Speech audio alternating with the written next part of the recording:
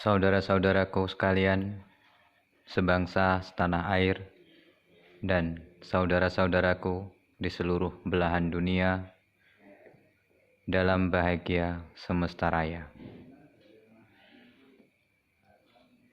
Kami, Lembaga Kedaulatan Rakyat Indonesia, menyampaikan ajaran pitutur luhur Jowo Sanyoto, mengungkap penjabaran sangkan paraning dumadi tentang kedudukan ibu bapak atau kedua orang tua. Sesungguhnya yang mendidik awal kehidupannya, yaitu orang tua, adalah sangat penting karena beliau yang mengajarkan dasar-dasar pengetahuan, dasar-dasar perilaku, dan bahasa, dan itu tidak bisa dilakukan oleh guru ajaran pengetahuan.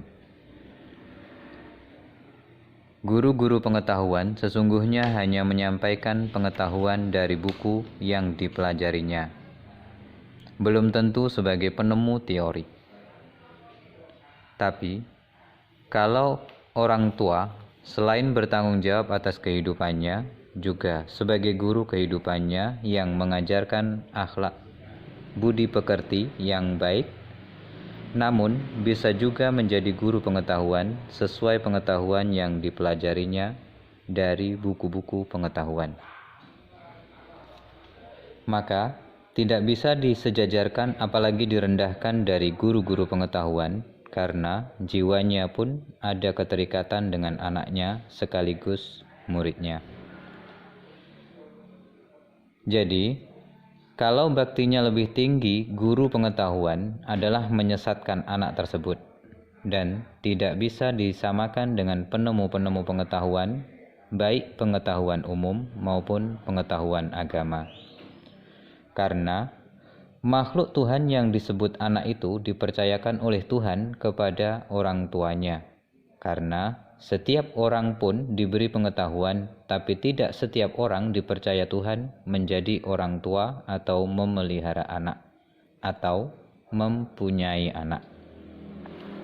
Kesimpulan, orang tua adalah wakil Tuhan yang sebenar-benarnya, yang tidak perlu disiarkan, tidak perlu dipromosikan.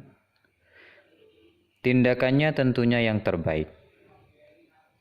Dalam diri anak sudah pasti ada unsur orang tuanya, tapi tidak ada unsur guru-guru pengetahuannya, karena dalam diri anak mengalir darah kedua orang tuanya. Renungkanlah saudara-saudaraku, yang disebut guru sejati ada pada kedua orang tua, karena orang tua tidak pernah meminta bayaran, apalagi punya kepentingan untuk diakui jasanya, walaupun jasanya sangat tinggi yang tidak akan terbayar dengan nilai harta sebesar apapun. Berbaktilah kepada orang tua dan berterima kasih pada guru. Penjabaran sangkan paraning dumadi tentang kedudukan ibu bumi Bopo Angkoso. Dalam pengetahuan Jawa, bumi disebut ibu karena bumi tempat munculnya kehidupan. Sedangkan matahari, bulan, bintang, matahari disebut cahyaning urip atau cahaya hidup. Filosofi itu mengandung makna semua kehidupan di bumi membutuhkan cahaya matahari yang membawa berbagai zat untuk kehidupan. Dan cahaya itu bisa masuk ke bumi, ke air, dan masuk di segala kehidupan. Bulan difilosofikan sebagai rasaning urip atau rasanya hidup. Karena hidup butuh ketenangan, kedamaian, juga keindahan bak seperti bulan. Bintang difilosofikan maniing urip atau keinginan hidup, yang sangat banyak bagaikan jutaan bintang dengan cita-cita tinggi, bagaikan bintang di langit yang sangat tinggi, dan cita-cita itu mengarah pada bintang yang cemerlang. Maka manusia berkeinginan bagaikan bintang yang cemerlang dari jutaan bintang. Juga semua itu disebut Bopo Angkoso. Perpaduan ibu bumi dan Bopo Angkoso sebagai jelmaan Sang Maha Hidup memunculkan kehidupan. Untuk memudahkan itu, para leluhur Jawa menyimpulkan 4 kelompok jenis kehidupan. 1. Kelompok manusia. Berbagai jenis manusia ada dan tumbuh di bumi, maka mematahkan teori yang munculnya hanya 2 manusia bernama Adam dan Hawa.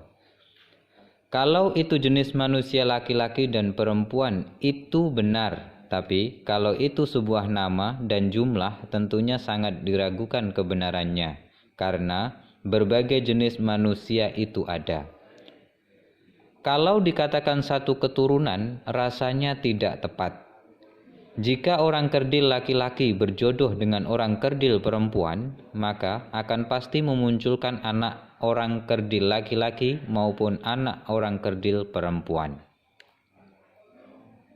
Jika orang jangkung laki-laki dan orang jangkung perempuan menjadi satu, maka akan memunculkan anak orang jangkung laki-laki maupun anak orang jangkung perempuan.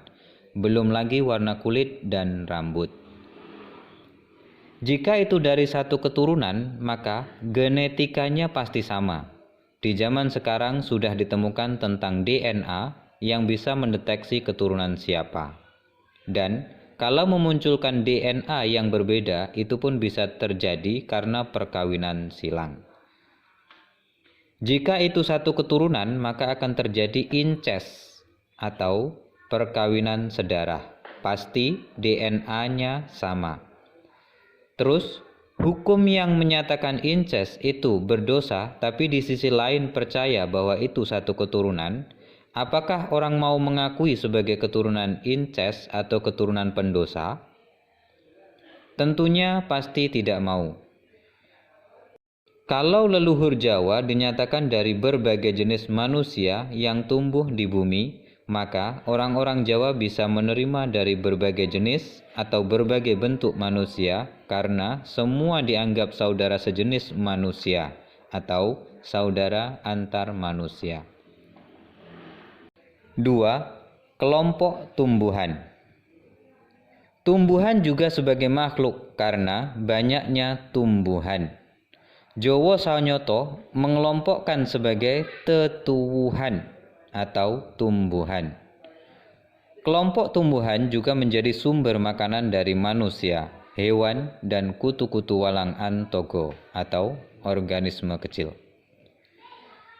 Sifatnya tumbuhan dermawan dan menjadi sumber penghidupan dari saudaranya yang lain berupa manusia, hewan, dan kutu-kutu walang antogo atau organisme kecil. Buah, daun, dan batangnya menjadi sumber penghidupan dan tumbuhan mau diatur oleh manusia.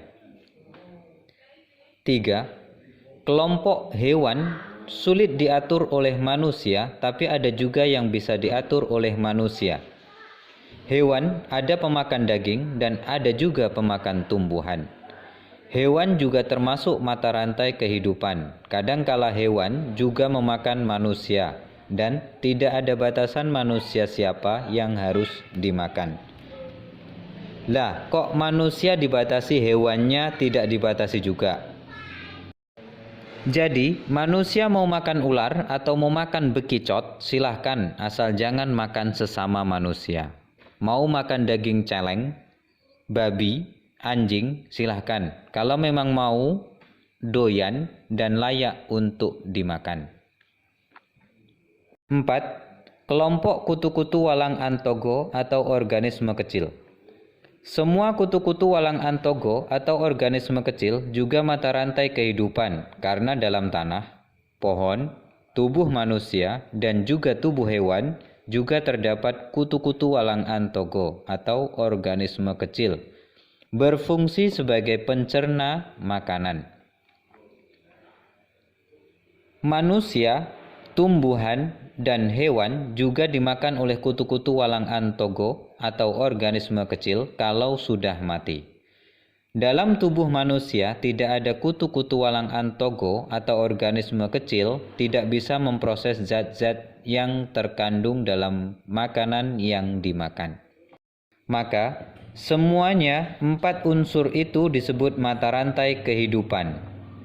Dalam tubuh manusia ada unsur manusia yang diturunkan oleh orang tuanya, juga ada unsur tumbuhan, hewan, dan kutu-kutu walang antogo atau organisme kecil.